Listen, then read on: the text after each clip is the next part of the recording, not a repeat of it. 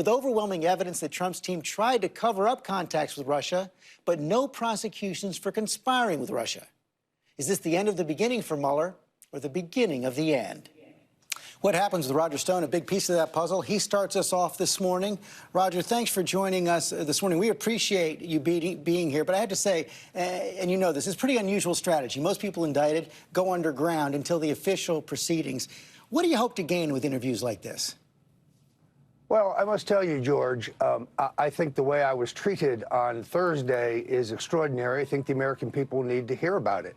I'm 66 years old. I don't own a firearm. I have no prior criminal record.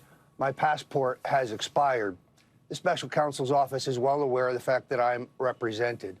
The idea that a 29-member SWAT team in full tactical gear with assault weapons would surround my house, 17 vehicles in my front yard, including 2 armored vehicles, a helicopter overhead, amphibious vehicles in the back where my house backs onto a canal, and that I would open the door looking down the barrel of assault weapons, that I would be frog-marched out front, barefooted, and handcuffed when they simply could have Roger, let me just, contacted me. Let me I stop think you people there, need to know about yeah, but that. as you know, it's pretty standard for that to happen. They were concerned. No, actually, well, it's not.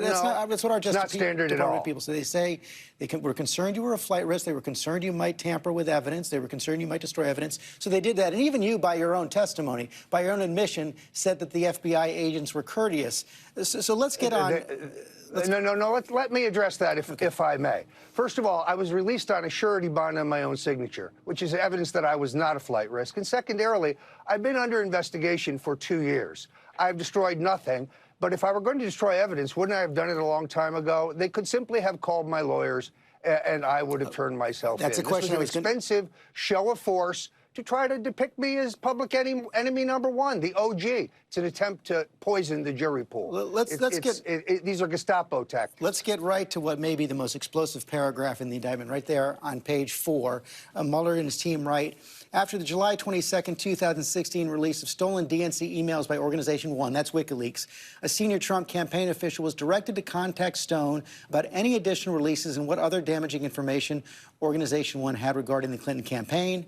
Stone thereafter told the Trump campaign about potential future releases of damaging material by Organization 1. Stone also corresponded with associates about contacting Organization 1 in order to obtain additional emails damaging to the Clinton campaign. You said you believe that that senior official was Rick Gates, the deputy campaign chair? Yes, who I believe is seeking a reduction in his sentence. Later on, there's a reference to an exchange between Steve Bannon in which he asks me about a public event, Julian Assange's press event on October 7th, and I respond with 2 matters that have already been published by Politico and The Guardian, completely public information. One, that there are security concerns by Assange in the embassy in Ecuador, and secondarily, as Politico reported, that there would be weekly dumps of information every week for 10 weeks with all U.S.-related information, election-related information, released in the weeks before the election. So Rick Gates none of that proprietary or secret. So Rick Gates, though, did contact you about getting information? That is speculation on my part. In all honesty, I have no emails. Well, you would know if you spoke with him. I have no text message that reflects. I never spoke about this matter with Rick Gates. But I'm mindful of the special counsel's ability to induce people to say things that are not true, particularly people who are seeking a reduction in their sentence or people who have an axe to grind. I urge the president to fire Steve Bannon. That piece which I wrote for the Daily Caller showed up on Drudge, and therefore it had a major impact. I suspect that I'm not his favorite person. But notice I am not charged with conspiracy or with having advanced knowledge of the content. I said that at the top. Or the substance of the WikiLeaks disclosure. Do you know who directed Rick Gates to contact you? I don't know that anybody did. I guess we'll find out at trial. But to have Wolf Blitzer on CNN or Preet Bharara, a man accused of a federal judge of willfully leaking grand jury testimony to the media, speculate that that was Donald Trump. That is baseless, irresponsible speculation. Well, I never discussed this matter with candidate Trump or President Trump, as I told you previously. Yeah, you said that to me. And that remains the case. Yeah, you said that to me in the past. You never discussed WikiLeaks or Julian Assange with President Trump. But have you ever had any conversations with the president during the campaign or since the campaign about Russia or the Mueller investigation? None whatsoever.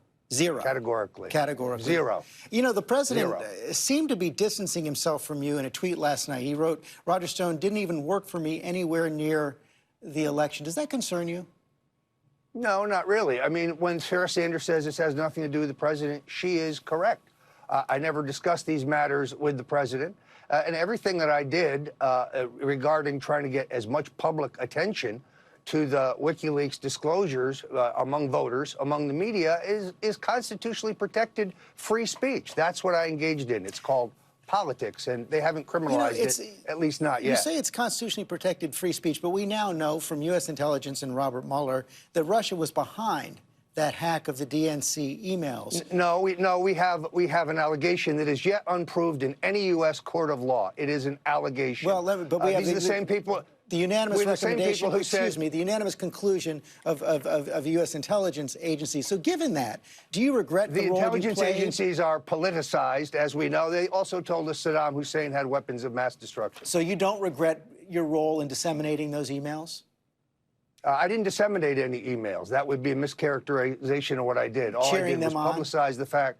I think that they were devastating, and the entire question of where they came from and how they were published is meant to distract from the content of those emails, which demonstrated the corruption and the dirty tricks of the Clinton campaign. Well, most people, I mean, you know, the U.S. intelligence agencies actually completely disagree. They say what was important here is that Russia was interfering in our election, and then by helping that cause, aren't you aiding and abetting an adversary of the United States?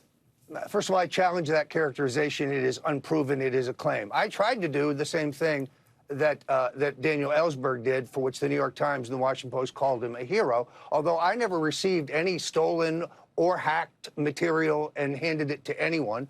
All I did was take publicly available information and try to hype it to get it as much attention as possible, because I had a tip that the information was politically significant and that it would come in October. On Friday, you were arrested, but Mueller's team also and the FBI executed search warrants of your home in Florida and up in New York City as well. Do you have any idea what they were after, and are you worried about what they will find? No, not in the slightest. I am concerned that they took a number of privileged communications between me and my attorneys. But in all honesty, I have been under surveillance for 2 years.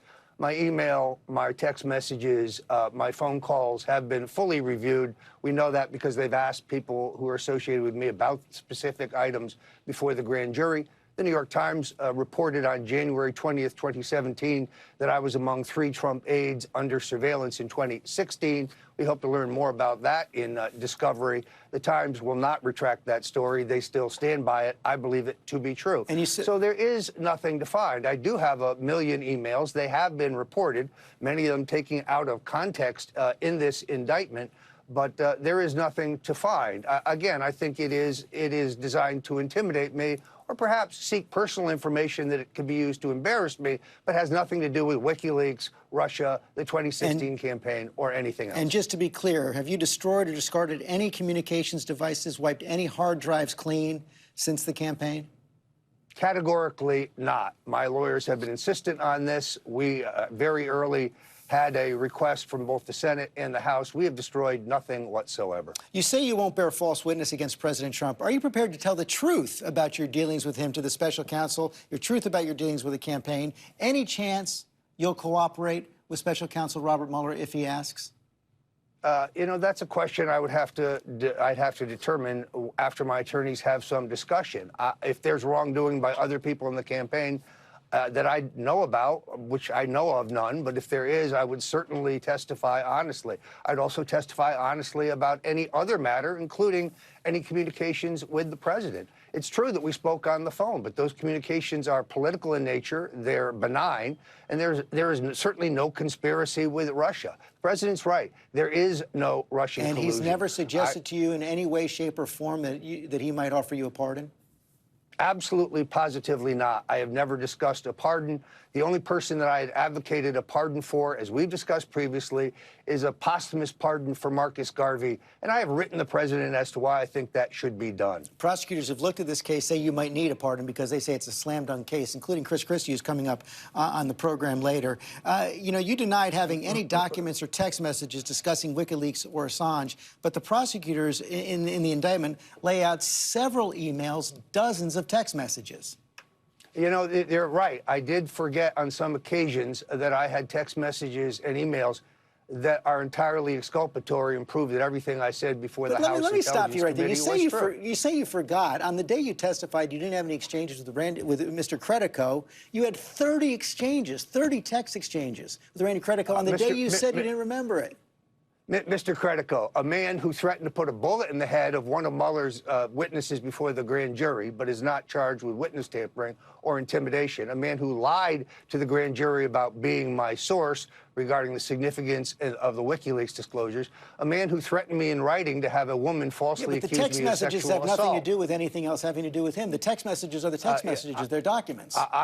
I will prove in court that any failure of memory on my part was without intent and would be immaterial. I am human, and I did make some errors, but they're errors that would be inconsequential within the scope of this investigation. You're also accused of tampering with Mr. Credico. I want to show some of the exchanges you had with him on multiple occasions. This is from the indictment. On multiple occasions, including on or about December 1st, 2017, Stone told Person 2 Credico that Person 2 should do a Frank Pentangeli for HPSCI in order to avoid contradicting Stone's testimony. Of course, Frank Pentangeli, a character in the film The Godfather Part 2, which both Stone and Credico had discussed, who testifies before a congressional committee, and in that testimony claims to not to know critical information that he does in fact know. So you were telling him not to tell the truth. No, not at all. If you saw the actual exchange, first of all, Mr. Credico is an impressionist. He does Humphrey Bogart, he does Jack Nicholson, he does Richard Nixon, he does Bill Clinton. The exchange we talked about is Roger Stone this, Roger Stone that. Roger Stone was in the olive oil business with my father, but that was a long time ago. It has to be seen in context. It is a humorous exchange. So they taking things out of context and present them in a light that it mischaracterized their significance. I never told Mr. Credico to lie. I did at one point when he said, my liberal friends will be very upset, my progressive friends will be upset if they believe I was helping you because they would think I was helping Trump. It was only in that context that the Fifth Amendment protections were discussed. Final question. You're in good shape, but you're not a young man, 66 years old. Are you prepared to spend the last best years of your life in jail? In view of the fact that I expect to be acquitted and vindicated, and that my attorneys, including Bruce Rogow, one of the very best attorneys in the country, Grant Smith, Rob Bushell, and Tara Campion, believe that this indictment is thin as piss on a rock. So I'm prepared to fight for my life. I have to go to the public at stonedefensefund.com to ask for their support. Roger Stone, thanks for joining us this morning. Thank you. Hi, everyone. George Stephanopoulos here. Thanks for checking out the ABC News YouTube channel. If you'd like to get more videos, show highlights, and watch live event coverage, click on the right over here to subscribe to our channel. And don't forget to download the ABC News app for breaking news alerts. Thanks for watching.